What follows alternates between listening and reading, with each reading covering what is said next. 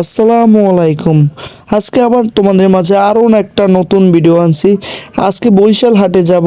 Village পার্কের সামনে দিয়ে আমরা যাইতে আসি, তারপর দেখতে আসি, আটটু যাইতে আসি আর দেখতে আসি আর যাইতে আসি। তারপর আমার সামনে এলাম একটু তোমাদের কাছে পরিচয় হওয়ার জন্য। আর আমি তারপর এই যে নামিয়ে গেছি নিচে। আর দেখো তারপর এই সাইড দিয়ে ধোয়া হইতে আছে বরিশাল হাটের সামনে লঞ্চ ঘাটের ওই জায়গায় দিয়ে ধোয়ার অবস্থা। আর টুয়েল তো শ্বাসে আটকে মরে যেত আমরা ধোয়ার কারণে। আর তারপর আমি হাত দিয়ে কবুতরটা লই এসেছি। হাটে ভিডিওটা আমি করতে পারিনি, তার জন্য দুঃখিত। আর এই দেখো তারপর আমি বাসার দিকে রওনা দিছি। আর আকাশের ভিউটা অস্থির হয়েছে, সন্ধ্যা প্রায় নামে আছে, তার জন্য আকাশের ভিডিওটা শেষ ছিল। আর আমাদের বরিশাল রাস্তা মোটামুটি অনেক ভালোই আছে এই জায়গাটা।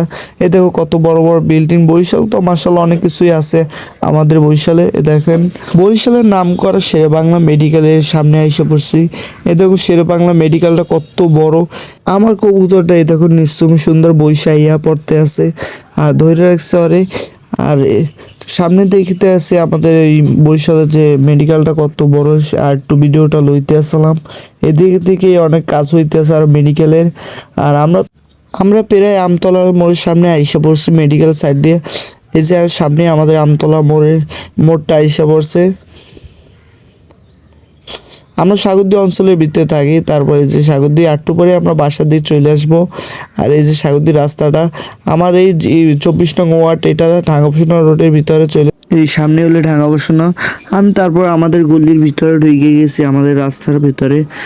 আর এই সামনে আমি বাসায় এসে বসছি। তারপর এই যে বাসায় আসার পর দুইটা আলাদা রাখছি বর্তমানে, এই যে একটা আর এই পাশে আরেকটা। আর সবাই একটু আমার একটু চ্যানেলটা যারা ইউটিউব থেকে দেখছো একটু সাবস্ক্রাইব করে দিও, আর যারা ফেসবুক থেকে দেখছো সবাই একটু ফলো আর লাইক দিয়ে প্লিজ সাথে থাইকো আমারে। আর এই যে দেখো এই বর্তমানে এইটাকে অরিজিনাল নাকি বোম্বে কবুতর, দেখো তো আমি তো দেখি অরিজিনালের মতন লাগে। আমি অতটা ভালো কবুতর চিনি না, কারণ আমিও নতুন পলি।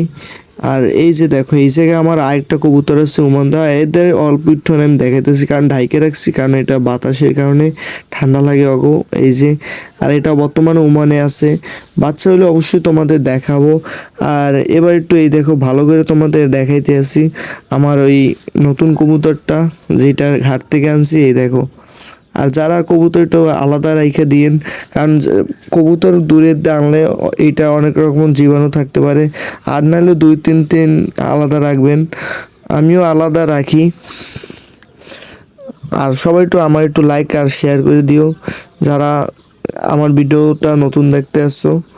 আর এই যে বর্তমানে এইটা আমার ভিডিওটা ছিল, প্লিজ সবাই একটু লাইক সাবস্ক্রাইব ফলো আর যা যা বাকি সব করে দিও।